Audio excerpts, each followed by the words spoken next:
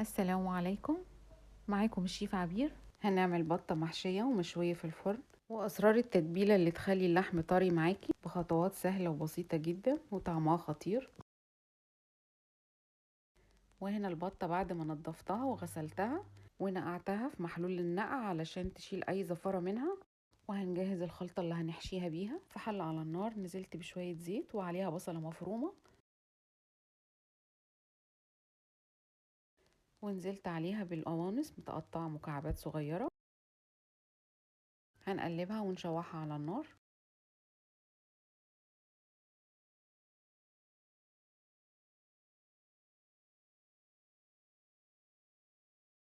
وهننزل عليها بمعلقة فلفل صغيرة ومعلقة بهارات صغيرة.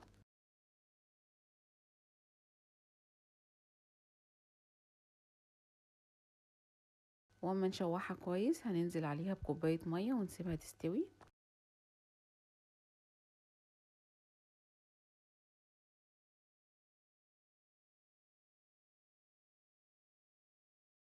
وبعد ما استوت القوانص انا ضفت عليها الكبدة وهنقلبهم مع بعض.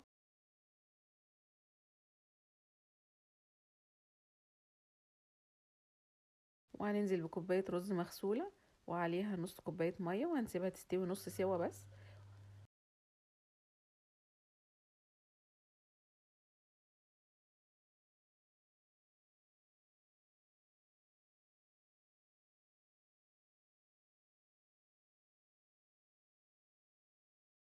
وهنحشي البطة بالرز.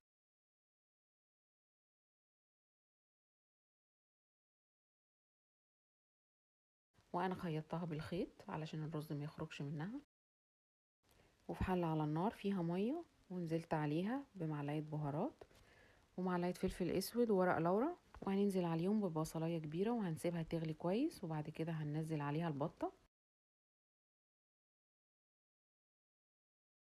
وهنسيبها لحد ما تستوي كويس. وبعد ما البطة استوت طلعتها من الشوربة. وهنجهز التتبيلة اللي هندهنها بيها علشان نشويها في الفرن. هنجهز طبق فيه معلقتين معجون صلصة، وهننزل بمعلقة بابريكا وفلفل اسود وملح، ونقلبهم كلهم مع بعض وهندهن بيه البطة. وندهن البطة بالصلصة كويس.